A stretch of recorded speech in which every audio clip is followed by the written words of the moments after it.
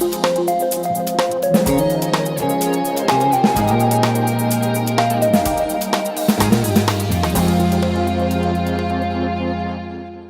are fast approaching the end of this year, and before 2018 closes, we thought we'd take a look back at the defining moments, the surprises, and the newsmakers who shaped our lives in Palo Alto. It was a busy year. We had 2 elections, we had local news that suddenly became national, lots to cover, but I thought we would take a different approach today and just kind of do round robin style and ask you for your takeaways that readers can remember as they think back over the year. And I wanted to start with Gennady. What was the defining moment or news event on your beat this year? I'd say the biggest thing that happened in the Palo Alto City Hall is the whole uproar over President Hotel conversion. Just because when the year started, there was a lot of kind of conversation about the lack of housing, the city's persistent challenges with parking issues, and a recognition that the trust in government has faded in the last few years, as indicated by recent auditor surveys. And I feel like all these issues converged in this one story, where you have negotiations that are a little bit less than transparent, and they're threatening a 75-unit housing project in downtown Palo Alto, which is one of the few examples of market rate housing where it's actually kind of affordable. Vaguely affordable, yeah.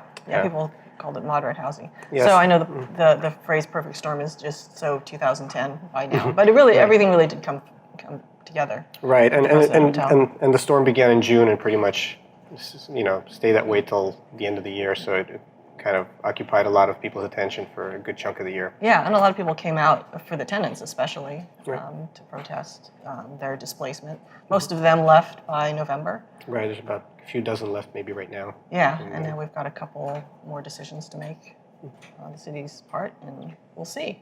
We'll see what AJ Capital does. Yeah. Elena, how about you? What happened on the education beat that was particularly defining? I think just the hiring of a new superintendent, Don Austin, who came from the Palos Verdes School District in Southern California. I think a new superintendent always creates sort of a new tone and culture in good and bad ways. And coming off of last year, which was so tumultuous with Max McGee resigning in the middle of the year, lots of other turnover, lots of community uproar, distrust, sort of just lots of unsettling. I think Don Austin's arrival is really marking this sort of intention to chart a new path to go towards better management, better legal compliance, just sort of settling the foundation of things before you can tackle sort of the innovation, the more exciting things that were sort of affiliated with Max McGee's tenure and when he arrived in Palo Alto. So more stability is on the horizon. People are feeling a little bit more secure, I would say. Yeah. It's interesting, though, that when his selection was announced, there was actually more uproar about that than anything else because of his tenure in Palos Verdes. People really came out on the message boards kind of against him, but we haven't seen that much since he's been here. Yeah, there was, and I spent a lot of time trying to talk to people in Palos Verdes. Not a lot of people wanted to put their name on their criticisms publicly, but there was a lot of concern expressed about his time there and the kind of sort of leader and manager he had been and his leadership style. And so I think we were certainly watching for that. Not much of what we heard has come to fruition yet in terms of what I've seen. Okay, sounds good. And Sue, what happened on your general assignment beat can cover everything. So what was defining as far as your? So I think it was really it was the Crescent Park neighborhood meetings, and this had to do with traffic. So I think that basically, this is a neighborhood that has been impacted for years by increasing amounts of cut-through traffic and traffic jams during rush hours, and they got together. They banded together in a way that was really effective, and they got basically, without yelling and screaming, they got Josh Mello, who was the transportation head earlier and is now since left, but they got him to basically work a lot with them, so they have a framework for how to approach maybe not just traffic islands, but actually getting traffic to flow. One of the things that Josh put in place was to get a grant from the Metropolitan Transportation Commission before he left, and that was going to synchronize the lights on on University Avenue and through East Palo Alto. There was really this great cross-jurisdictional collaboration as well with both East Palo Alto to go into their city and have lights synchronized, and with Caltrans, which usually drags its feet, to also cooperate. So I think there'll be some forward movement this year, and I really have to credit the residents with just being very organized, looking very much at who they might elect next time if they don't get some forward motion on traffic relief. And so I think that they really are going to be a force to reckon with in the future for the city. Yeah, that is an epicenter kind of neighborhood for traffic. I know they've been complaining for a number of years, and it seems like they got some traction, so to speak, this year. So there was the grant for synchronized lights, and then they also did a study, didn't they? They Yes, took it upon thanks for themselves bringing to that up. study traffic Yeah, they at the end actually of the did year. their own study, and I think part of this was also because of Mayor Niss's comments that she'd made in July about, that this was greatly exaggerated, that there was a traffic problem and people could basically take alternative routes. And so everybody who's ever tried to take an alternative route could basically say, no, this is not the case. So the neighborhood basically did its own study and tried to pick out, some top things that people were concerned about, and some of the potential remedies. So some of the things that are being looked at are possibly there might be a bus lane, or not just a bus lane, but I mean lights that could basically be synchronized so that buses could go through more rapidly. And also there'll be maybe traffic circles or things of that nature, some turning lane differences, just ways to basically make it safer for the neighborhood. Sure. Nis really had to walk back those comments, didn't she? Oh, yeah. She had to eat those words. Yep. Yeah, and held a meeting, town hall meeting as well, later in the year. So let's move on to things that surprised us. Sometimes we can see things coming from a mile away, especially since deliberative processes take so long. Gennady, what was surprising for you? Well, it was the meeting where Corey didn't talk, or rather the portion of the meeting where Corey Wolbach didn't talk. Not a knock on Corey, it's just he usually explains himself well, and this time he took a big swing vote that very few people expected on an issue that's going to impact the city for many, many years, and he didn't say a word until afterwards. He just cast his vote. Yeah, and I'm referring to the citizen advocated reduction of office space between now and 2030, which was initially set at 1.7 million, but which citizens, as you recall, filed a petition which was going to go to the November ballot, which would trim it from 1.7 million to 850,000. And the council was debating on July 30th whether to place this on the ballot, which had the signatures, or to adopt it outright. And to the surprise of many, including myself, Corey voted with the 4 slow growth residentialist council members to adopt it and avoid what would have been probably a pretty heated election day showdown. Yeah. There was a revote on that, wasn't there? Because not only you were surprised. Yeah, about 3 seconds later, the mayor did like a double take and said, "Let's do this again." Let's try again. He did it again. Yeah. Funny, the same result happened though. Yeah. 5-4. Yeah. Okay. And Elena, how about you?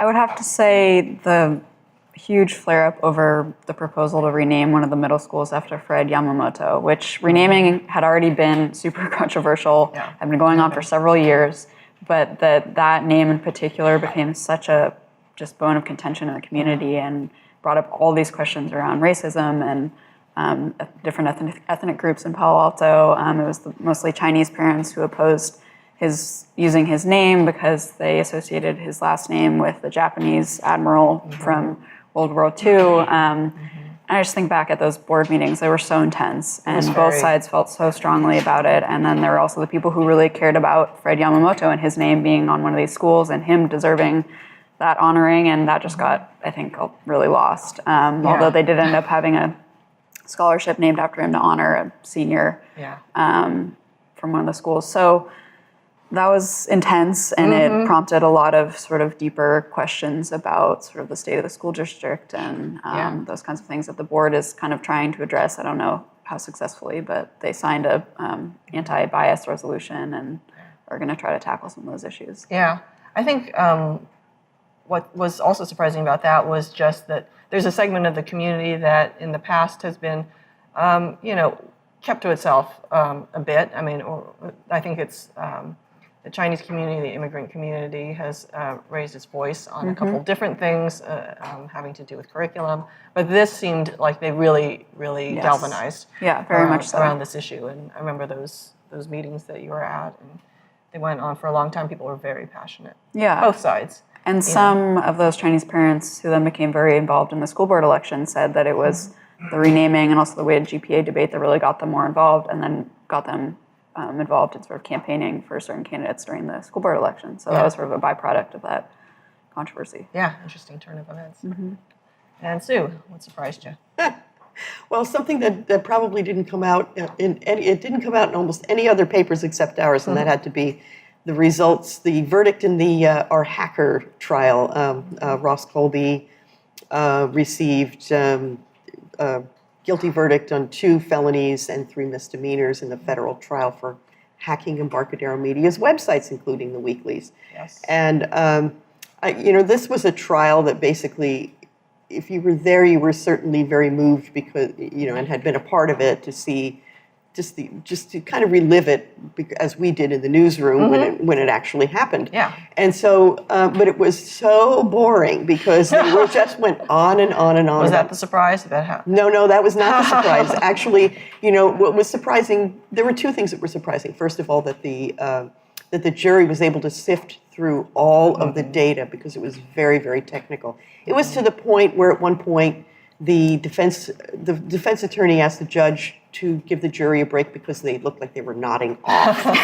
And the most exciting thing that happened was when a crow was outside the courtroom window pecking on the window above the jury box. So I mean that was like the thing that got everybody, oh, this is so exciting. We're awake again. Yeah. So they had to go through an awful lot in terms of coming to their conclusions, and they did. And one of the other things that came out during the trial was that Colby's roommate actually said that Colby had told him that he was paid by another person to actually hack our site. So there's more to maybe, not much of that, not much beyond that came out in the trial, but it was something I think that we all probably suspected was the case because we couldn't see how this guy would just randomly pick us for all of this. But it just was a confirmation, and I think that was kind of the aha moment in the trial. Sure, yeah. And just to update people, the sentencing hasn't happened yet, and things are going on behind the scenes. That's right, exactly. Okay. Yes. More to come in 2019. Okay, so we've talked about some of the events. How about some of the newsmakers themselves? Who did you interview this year who particularly impressed you, or just who stayed with you? Jon? Well, the city's had a bunch of issues this year that pretty much everybody recognized they have to fix, including the business registry, code enforcement, all these weird zoning laws that impacted President Hotel. There was one resident who I think was kind of ahead of the curve in each one of these, and who consistently talked pretty eloquently about it, who kind of knew the code better than most people at City Hall, often myself included, and who pretty much rarely took the whistle out of his mouth when it comes to kind of, or stopped blowing. Yeah, so I'm referring to Jeff Levinsky. He's a Palo Alto neighborhoods activist in zoning. I think people know he's pretty skeptical about developments in general. But however you feel about pro-growth or slow growth, it's kind of hard to deny that his knowledge of the issues is pretty steep, and that he's been very effective in kind of raising some of the issues, particularly regarding President Hotel and the grandfather clause that we've talked about in the last few months. Yeah. So Nothing to do with Christmas, grandfather clause. Yeah, so I'll give him props as kind of the resident who's kind of been really impressive this year in flagging these things. Yeah, he seems to have an encyclopedic knowledge of the zoning code. It's pretty amazing. Yeah. But he's also able to explain it fairly well. I think that's also to his credit. He's an eloquent wonk. Yeah. Definitely. Yeah, great. Who stayed with you this year? So this isn't directly related to the schools beat, but I interviewed a group of mothers recently about their experience with postpartum depression and psychosis, and those interviews will just stay with me forever. They spoke so honestly and openly about these really challenging personal experiences at this time that is expected to be the most beautiful, perfect, happy time of your life. And it's such a common mental health concern among mothers, but people just still don't talk about it very much. So I think the fact that they spoke out hopefully helps lessen the stigma for other moms and just makes people feel less alone and helps them get help if they need it. Yeah, it seemed like some of the mothers that you spoke with, they hadn't if they'd heard about postpartum depression or any kind of mental health issues, I mean, it was just in a vague sort of notion, but when it actually happened to them, it just took them by surprise completely. Yeah, and it's totally preventable, but it can be really devastating if it's not treated. So it is important to talk about it with more people. Yeah, kudos to them for the courage to step forward Yeah, and share absolutely. their very personal stories. Yeah. Yeah. How about you, Sue? Oh, it would have to be two people actually. It's Jon Ferraiolo and Karen Kang, and what was so impressive is that Jon has Lou Gehrig's disease, and that is a death sentence. And this is a couple, Palo Alto couple, who basically said, you know, we could either panic and be sad, or we can find the best route to having a satisfying life as long as life is going to be available. So, you know, and basically that's what they did. And I think one of my quotes that I love that Jon said was, my joke about ALS is surrender your pride and dignity. After that, it's pretty easy. And I think that that's probably a good attitude to have for any of us, you know, whenever you come, whatever life throws at you, that if you can kind of step back and surrender your pride and just find the route through it. I think that's the best way. Yeah. So they were just such an impressive couple, and you know, their story was so inspiring. So that's something that I will carry with me, and I will never feel bad about anything. You know, I won't have any self-pity anymore after interviewing them. Yeah. Yeah, and the love that they shared just like kind of jumped off the screen. Our staff videographer Veronica Weber did a wonderful documentary on them, which people can see on YouTube. But just the relationship that they have, mutually supportive and so close. Yes. Yeah. Yeah, Beautiful to see. you know, and they're just, I mean, they just did everything that they've done everything that they need to do. They have a lot of support. They, both, you know, psychological, physical, every kind of thing that they need. And they also, but they've surrounded themselves by people, you know, it's like Karen said, it takes a village, and it's more than just about education and kids. It's about, you know, just relationships and not, you know, closing yourself off from the world, which is so easy to do when you have this type of thing that you're dealing with. Yeah, because I'm sure it's overwhelming. Yeah. Well, let's broaden out a little bit.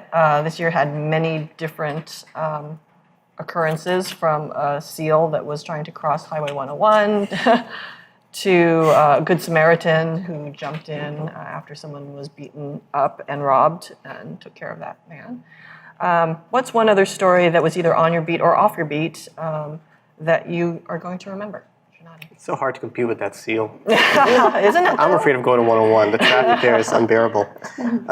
Well, yeah, a lot of things kind of off my beat, but relating to Palo Alto. There's related to Palo Alto. I feel like one of our residents, Mark Zuckerberg, testifying about Facebook's role in the election. That's going to stay with me as far as my feelings about Facebook. Of course, the Supreme Court thing that I'm sure we'll get to at some point. But I'm going to go with hyperlocal. I think the huge uproar over the Ross Road bike project ended up getting a lot of attention for some good reasons. The city's been on this kind of path in the last few years of greatly enhancing its bike infrastructure, and all the projects so far have been more or less popular. You know, with some dissent in some cases, but we haven't seen anything like the uproar over Ross Road with more than 1,000 people signing a petition.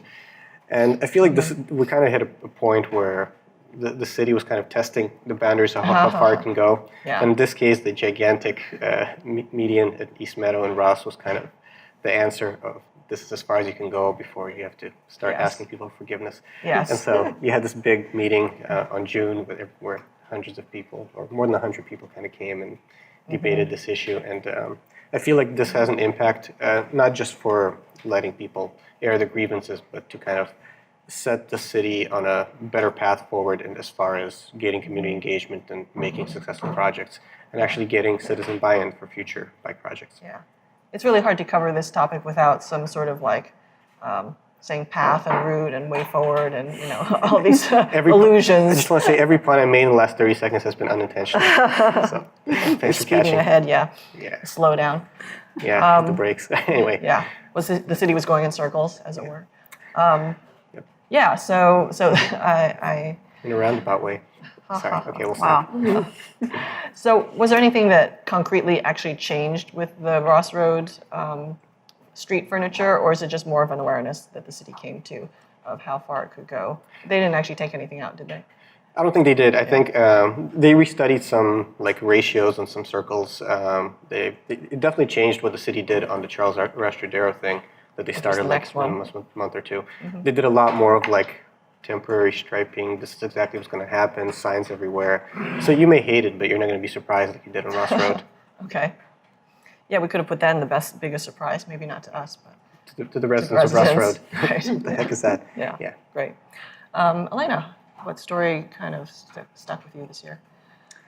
It was another sort of local, but went totally national/international story when Christine Blasey Ford came out publicly that accusing Kavanaugh of sexually assaulting her in high school and then testifying. I remember the day she testified, I drove down, was listening to every word in the radio, and then I stopped at Pally and went into a classroom with students who were the age that she was when she said this happened, watching her testimony in their government class. And it was such a historical moment. I think people will look back at that as such a key moment just in this time in the Me Too movement, and that Kavanaugh was confirmed, but I think what she did was still so significant in terms of coming out and sharing what happened to her. And we talked about courage before with the mothers. I mean, the courage that she showed because of all the implications for her and her family. Yeah. As a result, is really noteworthy. Yeah, I mean, she was a relatively unknown psychology professor at Palo Alto University, living in Palo Alto, and now she's a household name, and her life will never be the same. Yeah, I don't know if she's actually back living in Palo Alto at this time, or I think that the last time, so there was a GoFundMe campaign launched for her that I actually checked this morning. It raised over $600,000 in part to pay for her private security because they couldn't stay at their house when all this was going on. And she posted an update in November saying something like they were getting closer to being able to return to their home, in part because this money was allowing them to have that security. Yeah, there were a couple of other local stories that became national this year. I know that some of the cold cases that were solved at Stanford kind of followed along the lines of the investigative tools that were used for the Golden State Killer, uncovering murderers, accused murderers. We're talking about murders that it was 45 years later, and they were able to use new DNA techniques to be able to get these people. Yeah, the genealogy databases.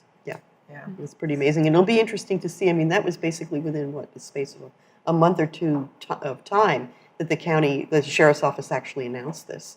So it'll be really interesting to see what other cold cases they're able to solve in the coming year and years. Yeah, there were 4 from that era, the 70s, early 70s. So Arliss Perry's was solved. And then Leslie Petroff, the accused murderer, is in the process right now. And then there's 2 more still. Right. So who knows? Could be more solved cases in 2019.